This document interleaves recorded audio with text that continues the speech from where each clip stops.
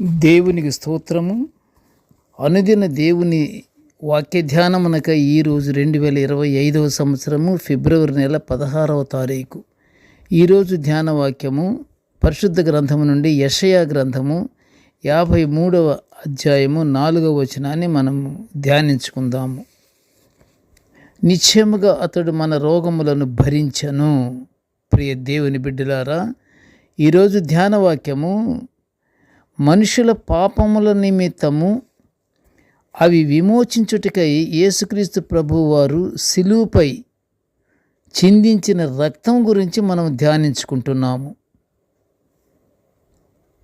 ఆయన మన గురించి రక్తము చిందించుట అనేది దేని కొరకై అంటే, ఆయన మన పాపములను మన రోగములను ఆయన భరించి ఆయనంతటా ఆయనే మన పాప విముక్తికై శిలువ మరణము చెందినాడు.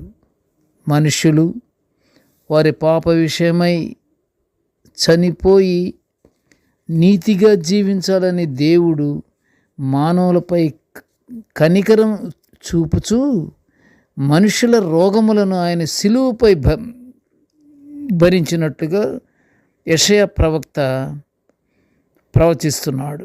యేసుక్రీస్తు ప్రభు ప్రేమామయుడు, కనికర స్వభావము కలిగిన మన రక్షకుడు. కనికరం అంటే ఎదుటివాని బాధను పంచుకొని ఆదరించుట. అలాంటి యేసయ్య మానవుల బాధలు రోగాలను ఆయన శిలువపై భరించినట్లు, మానవుల నుండి ఆ రోగాలను తొలగించినట్లు ద్వితీయోపదేశకాండము 7వ అధ్యాయం 15లో కూడా మనము చూస్తున్నాము. దేవుని ఆజ్ఞలకు విధేయులై ఆయన కట్టడలన్నింటినీ అనుసరించిన వారికి ఏ రోగము రానివ్వనని నిర్గమకాండము 15వ అధ్యాయం 26లో దేవుని వాక్కును వింటున్నాము.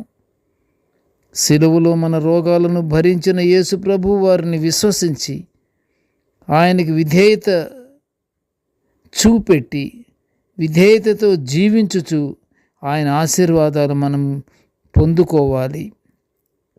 ప్రభు మన పాప ప్రక్షాళనకై ఎంతగా సమస్త ప్రజల పాపాలను సిలువపై భరించాడో, మనం కూడా తోటి మనుషులతో ప్రేమ దయగలిగి ఉండాలని పరిశుద్ధ గ్రంథం సెలవిస్తుంది.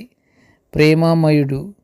మరి ప్రియ దేవుని బిడ్డలారా, మనము కూడా ప్రేమ కలిగి ఒకరికొకరు జీవించుచు జీవితకాలం అంతయు ప్రభువుకి ఇష్టమైనటువంటి బిడ్డలముగా మనము జీవించుచు ఎల్లప్పుడూ దేవునికి మనము ప్రార్థనలు మనము చేసుకుంటూ పరలోక ఆశీర్వాదాలు పొందుకుందాము. ప్రార్థన చేసుకుందాము.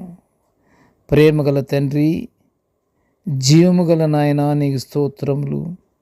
ప్రభువా, నీ దివ్యమైన వాక్యాలను మేము నిత్యము ధ్యానించుకునే ఈ గొప్ప భాగ్యాన్ని మాకు అనుగ్రహించినందుకు నీకు స్తోత్రములు తండ్రి.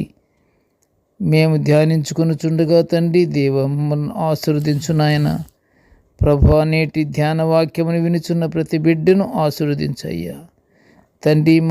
మా పాపములు విముక్తికై తండ్రి నీవు ఏ విధంగా దేవ శిలువపై మా ఎడల చూపిన ప్రేమను బట్టి నీకు స్తోత్రములు స్తోత్రములు స్తోత్రములు తండ్రి.